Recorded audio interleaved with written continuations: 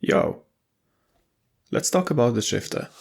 Let's start with a basic example. I will turn the shifter off. Let's listen to this clap roll.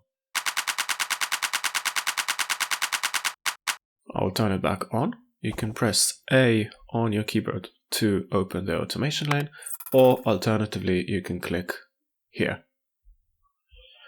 So I want you to look at these two automations as I play the clap roll. So I'm automating the chorus and I'm automating the tone. So the tone is essentially like a filter. I'll play it from the middle.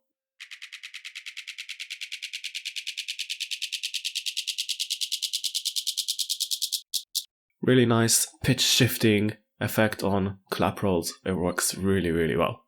But this is not really what this plugin is about. It's just a simple example. So how can we make vocals super wide and trippy?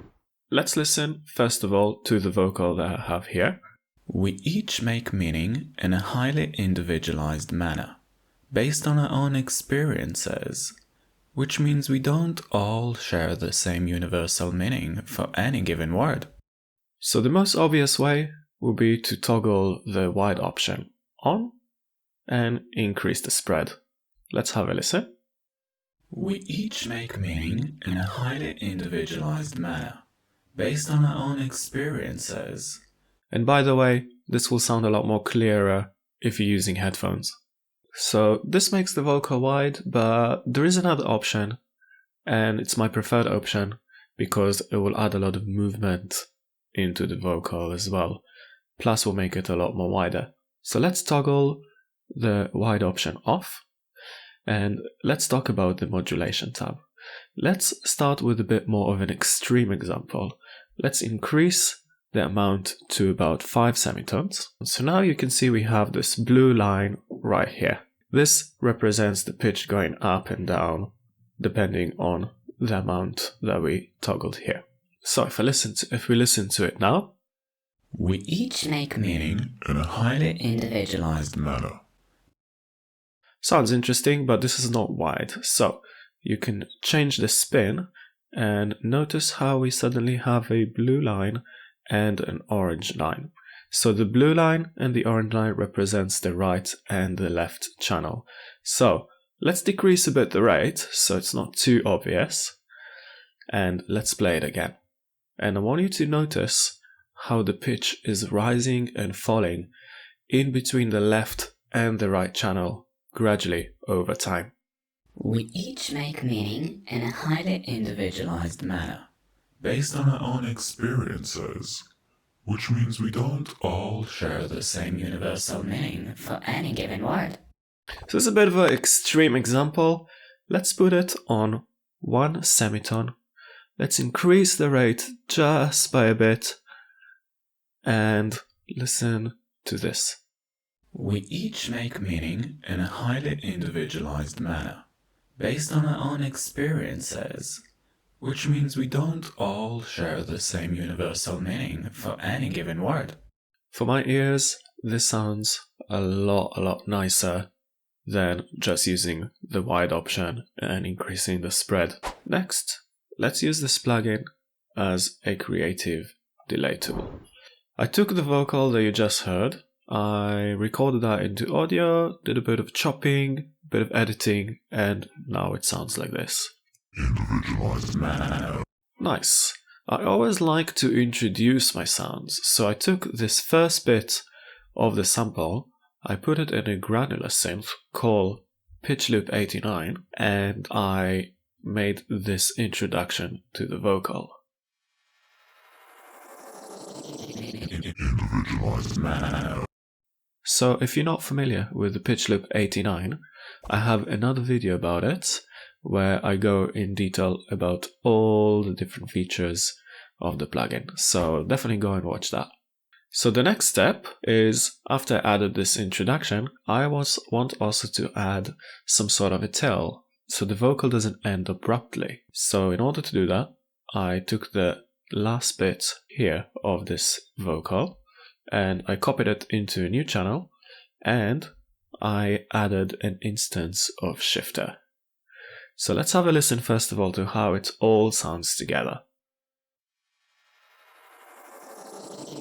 Individualized manner.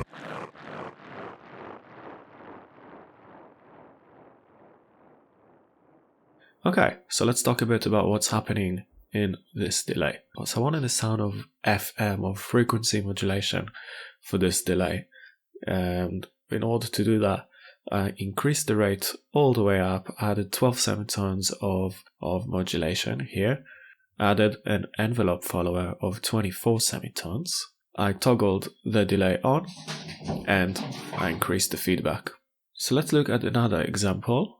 And I would like you to look at the automation that is happening in the plugin. By the way, quick tip.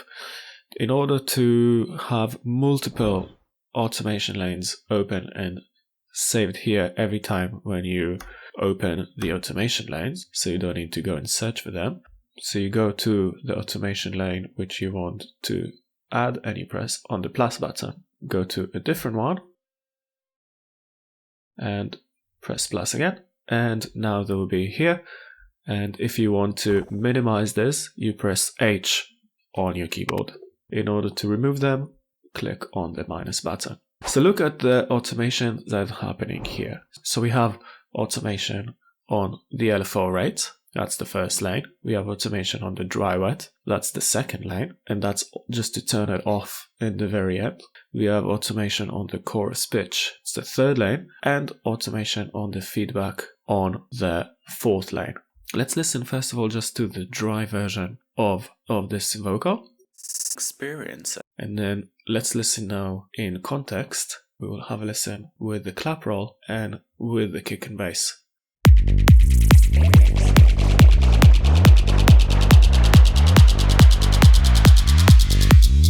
For the next example, let's take a drum loop and make a glitchy. First of all, let's play the drum loop just by itself. Sounds like this.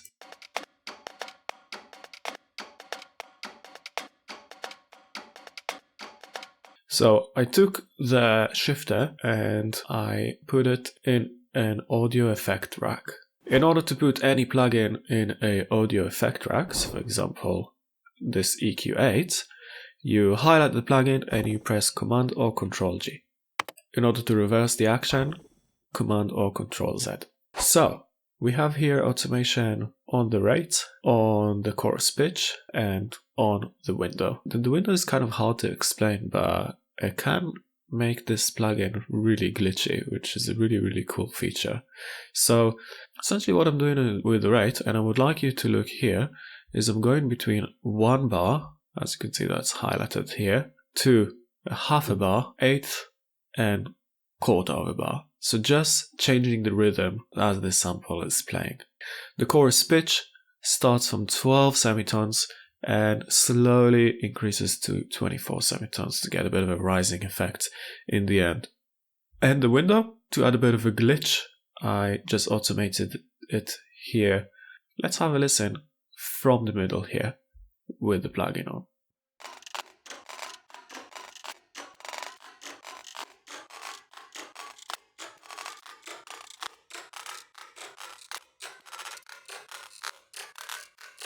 Let's turn the plugin off and back on.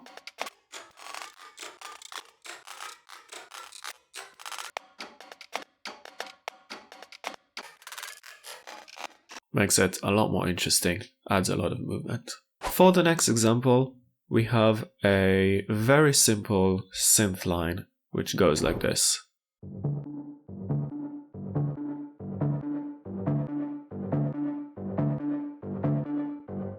Sounds pretty boring, I know. I added two shifters in this case. In the first part of this synth line, I added this shifter with 7 semitones on the chorus to make sure that it's in key. I just want to add a bit of a gentle texture on top. So notice here the dry wet knob, which is automating, just going slightly higher, and you can look at the automation right here. Let's listen again.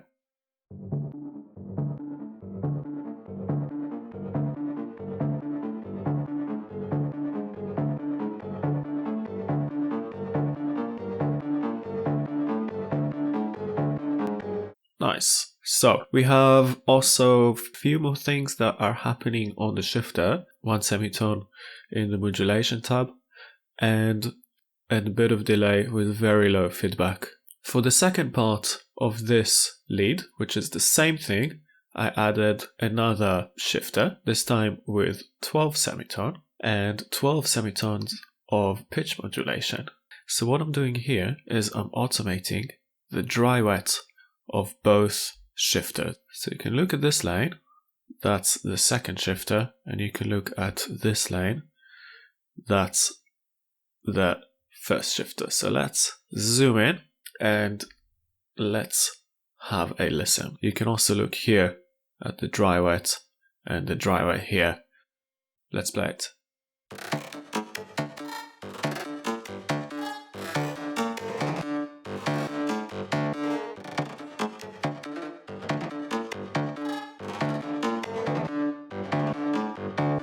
So now that we looked at the 5 techniques that we can use with the shifter, let's listen to how we could put it all together into a track.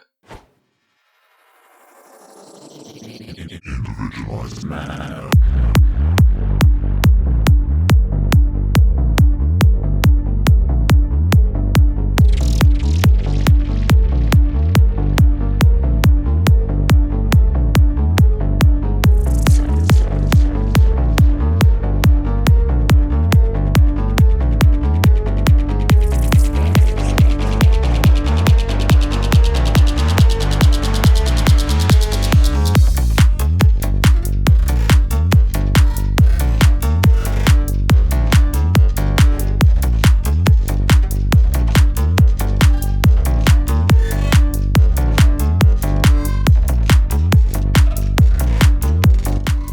Hope you enjoyed this video. Make sure to leave a like, comment, and subscribe for more tutorials like this. Thanks for watching. See you in the next one.